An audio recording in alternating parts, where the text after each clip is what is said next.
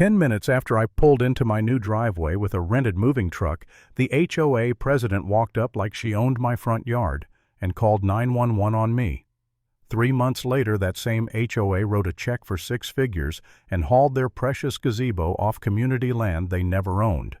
And the wild part is, this whole mess started because I dared to unload a couch. I'm Ethan Parker, and I've bought and renovated properties for years, but this place wasn't supposed to be a flip. It was supposed to be my off switch. A-frame lake house, big windows, wraparound deck, quiet water 40 minutes outside the city, far enough that nobody drops by real quick on a Saturday. The neighborhood was called Cedar Cove Estates, one of those tidy lakeside subdivisions with trimmed hedges, mailboxes that match, and a sign at the entrance that tries way too hard to sound wholesome. You know the type. A community of neighbors. Sure. Here's what matters, though, and I didn't even realize how much it mattered until later. When I closed on the house, the legal description wasn't just Lot 3. It was Lots 3 through 8.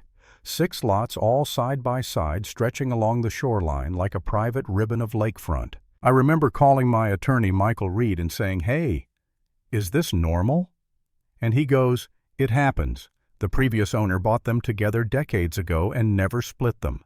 House sits on Lot 3. The rest are undeveloped." He said it casually, like he was telling me my receipt had extra napkins. So I'm driving out there on a bright April Saturday, windows down, thinking about coffee on that deck, thinking about peace.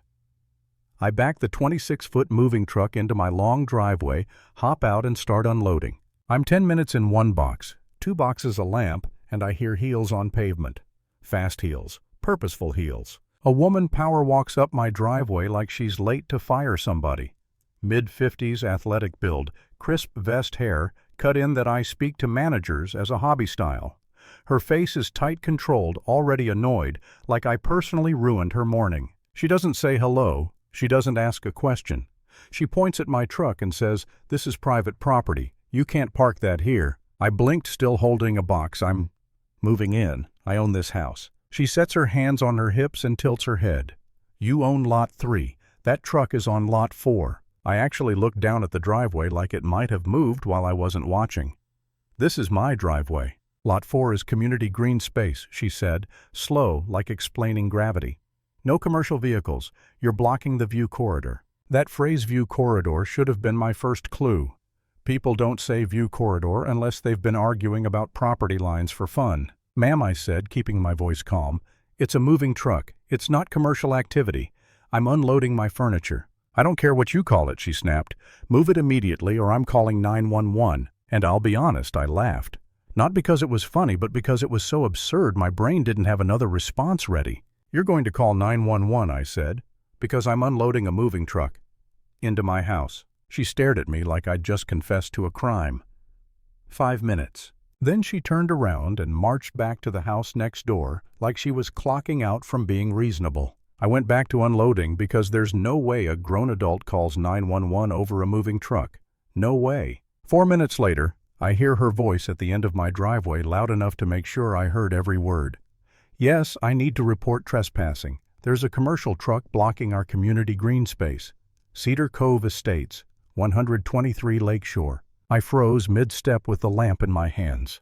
My stomach dropped, not because I was scared of the cops, because I knew exactly how this would go. Not jail, just drama, paperwork, threats, the kind of mess that sticks. The deputy arrived fast, looked like he'd rather be anywhere else.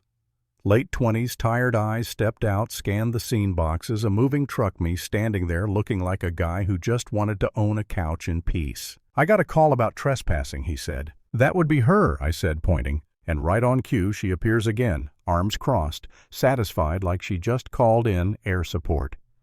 "Officer, he's parked on Lot 4. That's community property, violation of HOA bylaws." The deputy looked at me. "You live here." "Just closed 3 weeks ago," I said, pulling up the deed PDF on my phone. "That's my house. That's my driveway. That's my moving truck." He glanced at the screen, glanced at the truck, then back at her. "Ma'am, this is an HOA issue, not criminal. If he owns the property and he's moving in, he's allowed to have a truck here." Her face turned a shade darker. "He's violating community standards." "That's not a crime," the deputy said and walked away. She waited until his cruiser rolled off, then leaned toward me like we were in a courtroom already. "You'll be hearing from the homeowners association." "Looking forward to it," I said, because at that point my pride was driving the car. I didn't even make it to Tuesday before the first certified letter hit my mailbox. Official notice of violation. $500 fine. Unauthorized parking of commercial vehicle on community green space. And the cherry on top, failure to pay, may result in lien placement. I stood in my kitchen holding that letter, and for the first time the lake house didn't feel peaceful. It felt like I bought into somebody else's little kingdom. So I showed up to the HOA meeting. Small community center, fluorescent lights, folding chairs, that weird smell of old carpet and power struggles. The president, her name was Sharon Blake, sat at the front with two board members who looked like they wanted to melt into the table. Sharon didn't waste time. She laid out a subdivision map like it was evidence in a trial. "Lot 3 is your house," she said. "Lot 4 is community green space. Your truck extended into it. Fine stands." I walked up, looked at the map, then set my deed on the table. "I own Lot 4. The room went silent so fast it felt staged. Sharon's eyes narrowed. "Excuse me?" "I own lots 3 through 8, I said, tapping the legal description. "All 6. They're not HOA land. They're private property. Mine." One of the board members, the treasurer, leaned in, flipped pages, and her face changed. Not angry, not smug, just concerned. Like she'd realized they'd been standing on thin ice for years and someone finally looked down. Sharon's jaw tightened. "Those lots have been community space for decades. Using it doesn't mean you own it," I said. She didn't like that. She didn't like anything that sounded like reality. She ended the meeting with a threat dressed up as policy. "Until this is resolved, you are not to interfere with community use. No fences, no signs, no construction." So I walked out with my deed in my hand, and this new feeling in my chest like I'd just met someone who would rather burn down a neighborhood than admit she was wrong. And then she proved it. 2 days later, another notice. This one was almost funny if it wasn't insane. $1,000 fine for unauthorized claim to community property and harassment of board members. Total due $1,500. Pay in 10 days or they file a lien. That night I sat on my deck staring at the dark lake, and the anger finally ran out for a minute. What I felt instead was this heavy, tired pressure, because I knew what a drawn-out fight looks like. I've watched people get chewed up by paperwork, by petty fines, by the slow grind of "we'll see you in court." And the practical thought hit me sharp and unwelcome. I could pay it. I could shrug, keep my head down, let them keep using the green space, and maybe they'd leave me alone. Maybe. Then I looked at the word lien again, and something in me snapped back into place. Because it wasn't about $1,500. It was about someone trying to train me to obey. So I called Michael. "I want a survey," I said. "I want the full title history, and I want you to find out if the HOA ever actually owned those lots." The survey crew came out, flagged everything in bright orange. And when I walked the lots afterward, I saw what the neighborhood had been doing with their green space: a bench facing the water, a stone path, and on Lot 6 a white gazebo shingled roof, little plaque on it like a trophy. It hit me in the gut. Not because it was ugly, it was actually nice. It hit me because somebody had built a permanent structure on my land like it was normal, like permission was assumed, like ownership was optional. Michael called the next morning. "They never owned it," he said. HOA formation documents don't list those lots as common area. And this is big. I found an old letter from the previous owner. She granted permission for temporary community use, but explicitly said no permanent structures. No permanent structures. So that gazebo, straight trespass. We sent a demand letter. Clear, formal, no attitude, just facts. Stop calling it community land. Withdraw the fines. Remove the structures. Sharon's response wasn't legal. It was emotional. She emailed the entire neighborhood calling me a threat, saying I was trying to steal their park rallying people like she was running a campaign. And Saturday morning, the community center was packed. 80, maybe 90 people. The temperature in that room wasn't concern, it was hostility. Sharon stood up front, voice trembling just enough to sound righteous. "He wants to tear down what we built together." She waved photos.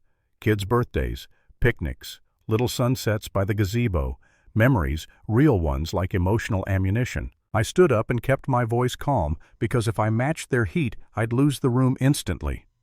"I understand you have memories there," I said, "but it was never community property.